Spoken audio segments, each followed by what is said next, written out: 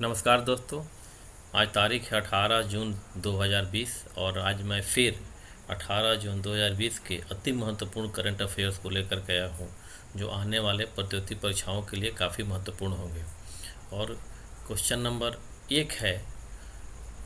Question number एक, valley of death किस नदी को कहा जाता है? वैली ऑफ डेथ किस नदी को कहा जाता है?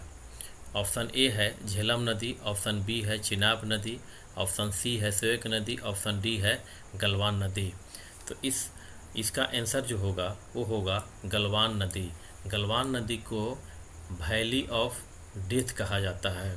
यह नदी जो है ऊंचे ऊंचे पर्वत शिखरों से होकर के गुजरती है, कि पर्वत शिखरों के बीच होकर गुजरती है, जिसके कारण यहाँ से जाने वाले यात्रियों को काफ़ी भारी नुकसान होता है और उनकी मृत्यु तक हो जाती है।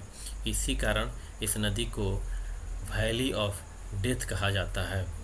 और यह नदी जो है अक्साई चीन से होकर के प्रभावित होती है।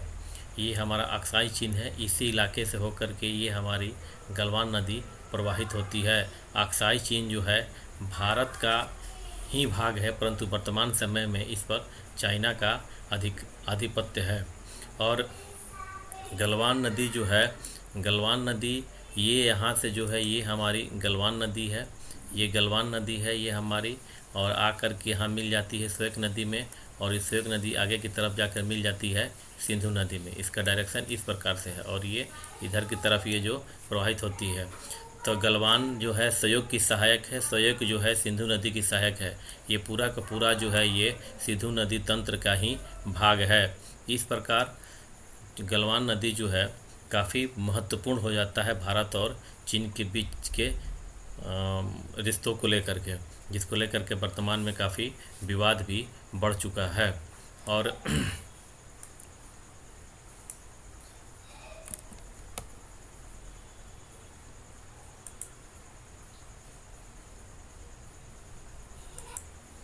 गलवान रिवर जो है वो डिस्प्यूटेड पार्ट जो है अक्साई चीन यहाँ से होकर प्रवाहित होती है और ये लद्दाख की तरफ, यहाँ से अक्साई चीन से शुरू होती है और लद्दाख की तरफ जाती है।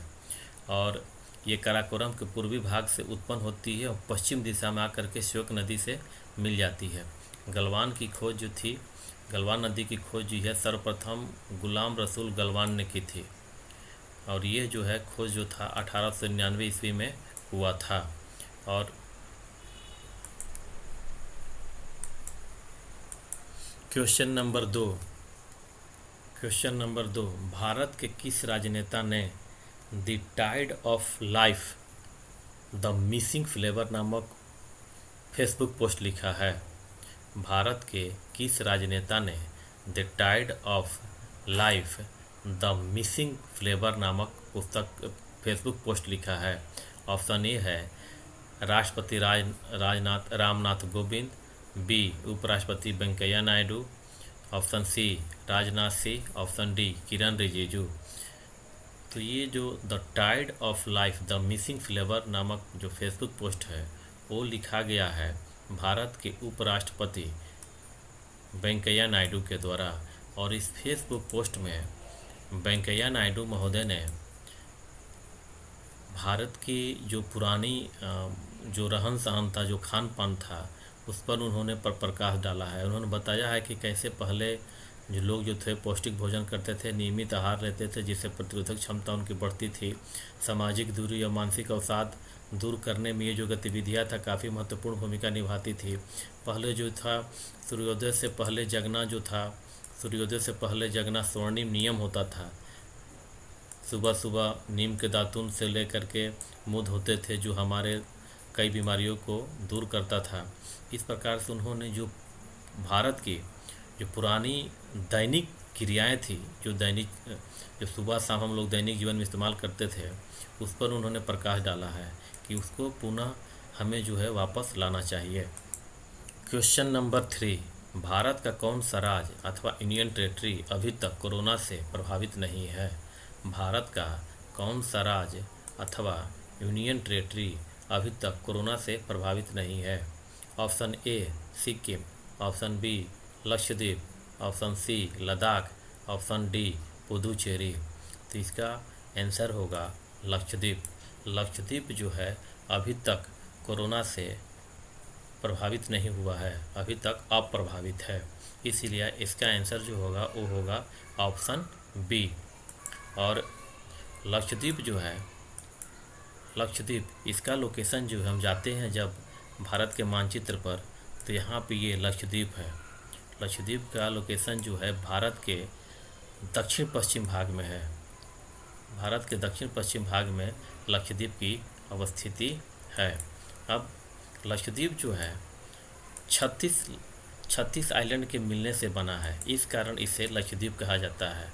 लक्षद्वीप नाम इसलिए पड़ा है कि चूँकि ये 36 द्वीपों के मिलने से बना है और ये इंडिया का सबसे छोटा यूनियन टेरेटरी है। और महत्वपूर्ण बात यह है कि ये 32 वर्ग किलोमीटर एरिया इसका है, 32 वर्ग किलोमीटर, और इसमें कई एटॉल रीफ हैं। कुल मिलाकर हम कह सकते हैं कि लक्षद्वीप जो है वह प्रवाल भित्ति से निर्मित द्वीप है। लक्षद्वीप जो है प्रवाल भित्ति से निर्मित द्वीप है। लक्षद्वीप में 8 डिग्री चैनल और 9 डिग्री चैनल अति महत्वपूर्ण स्थल है। 8 डिग्री चैनल जो है 8 डिग्री अक्षांश के सहारे है, 9 डिग्री चैनल जो है 9 डिग्री अक्षांश के सहारे है। 8 डिग्री चैनल जो है यह मिनिकॉय एवं मालदीव को अलग करता है। 8 डिग्री चैनल जो है मिनिकॉय, ये हुआ मिनिकॉय एवं मालदीव को अलग करता है 8 डिग्री चैनल। और 9 डिग्री चैनल जो है वह मिनिकॉय को मेन लक्षद्वीप से अलग करता है।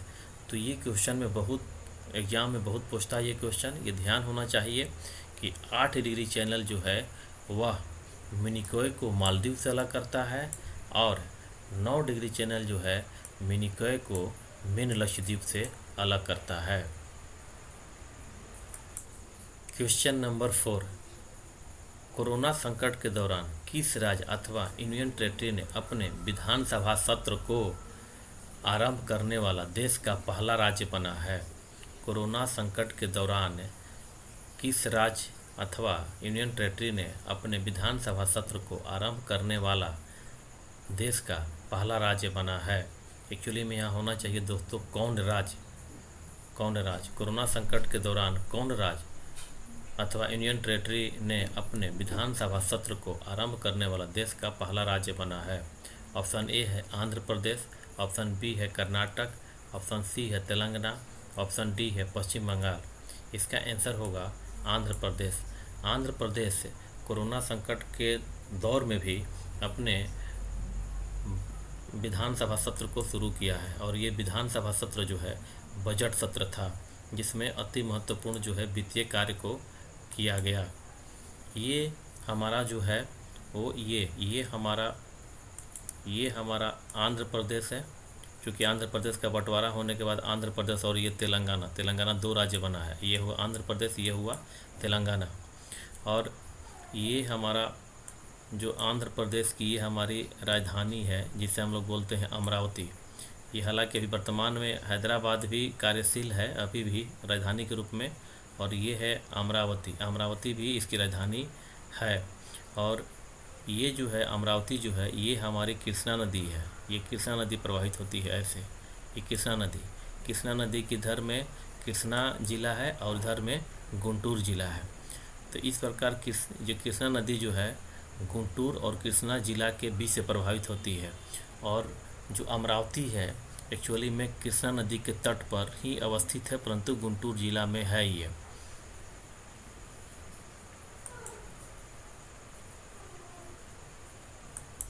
ध्यान देने योग्य बात यह है कि देश के 6 राज्यों में विधान परिषद है,